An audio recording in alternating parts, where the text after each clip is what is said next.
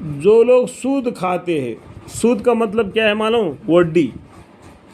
آج کل تو دنیا اسی میں پھنسی ہوئی ہے۔ جتنے بھی بینک کا ہے وہ بیاج دیتے ہیں، اگر ان سے ہم کچھ پیسہ لیتے ہیں تو ہم سے بیاج لیتے ہیں۔ اس میں سے دور ہے، پورا دنیا ڈوبی ہوئی ہے۔ اللہ نے بالکل اس کو منع فرمایا ہے، سود کو بالکل منع فرمایا ہے۔ جو لوگ سود کھاتے ہیں نہیں کھڑے ہوں گے قیامت میں قبروں سے مگر جس طرح کھڑا ہوتا ہے، یعنی بالکل وہ کھڑا نہیں ہوں گے، جیسا کانپتے ہوئے ہوں گے، ان کا پیر لڑکھڑاتے ہوگا۔ جو لوگ سود کھاتے ہیں نہیں کھڑے ہوں گے قیامت میں قبروں سے مگر جس طرح کھڑا ہوتا ہے۔ ایسا شخص جس کو شیطان کبتی بنا دے لپٹ کر، یعنی شیطان نے اس کو گمراہ کر دیا، سود کھانا حلال سمجھا دیا۔ اللہ تعالیٰ سود کو مٹاتے ہیں، خیرات کو بڑھاتے ہیں۔ اور بیپار کرنا بھی فائدہ ہے۔ بیپار میں تم اس کا بھی کچھ طریقہ بخاری شریف میں بتایا ہے، ٹھیک ہے؟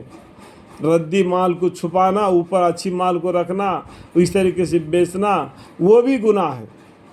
اور تولتے وقت تو کم تول کے دینا، لیتے وقت تو پیسہ لینا وہ بھی گناہ ہے۔ بہت سی باتیں ہیں، قرآن میں بھی لکھا ہوا ہے اور بخاری شریف میں بھی لکھا ہوا ہے، ٹھیک ہے؟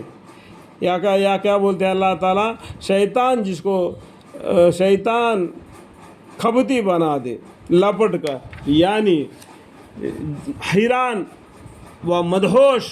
یہ سزا اس لیے ہوئی تھی کہ ان لوگوں نے کہا تھا کہ بیاہ بھی تو مثال سود کی ہے۔ بیاہ کا مطلب کیا معلوم؟ شادی نہیں، بیپار۔ بیپار بھی حلال ہے، لیکن بیپار کرنے کا طریقہ بھی بتایا کس طریقے سے کیا جائے، ٹھیک ہے؟ تو بیپار میں پیسہ کمانا تمہارے لیے جائز ہے اور سود کھانا حرام ہے۔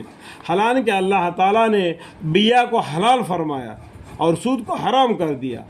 پھر جس شخص کو اس کے پروردگار کے طرف سے نصیحت پہنچے اور وہ باز آج گیا تو جو کچھ پہلے لینا ہو چکا ہے، یعنی اگر اس کو معلوم ہو گیا کہ سود کھانا گناہ ہے کر کے اس نے سود کھانا چھوڑ دیا، تو اس سے پہلے جو بھی سود کھایا ہے، سود لیا ہے، وہ اللہ تعالیٰ اس کو معاف فرما دیں گے۔ باز آ گیا تو جو کچھ پہلے لینا ہو چکا ہے وہ اس کا رہا، اور باطنی معاملہ اس کا خدا کے حوالے رہا۔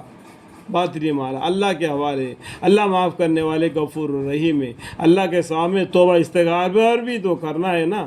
اور جو شخص پھر عود کرے تو یہ لوگ دوزخ میں جائیں گے۔ اتنا سمجھنے کے بعد بھی پھر بھی اگر سود کھانے کے بارے میں کوشش کرے تو وہ دوزخ میں جائیں گے، وہ اس میں ہمیشہ ہمیشہ رہیں گے۔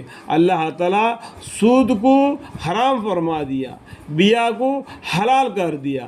تو بیاہ مطلب بیپار، اور بیپار بھی کس طریقے سے کرنا ہے؟ آپ بخاری شریف کو پڑھو تو اس میں بہت سی طریقے سے اللہ تعالیٰ کے جو بزرگان دین نے جو سمجھا دیا ہے۔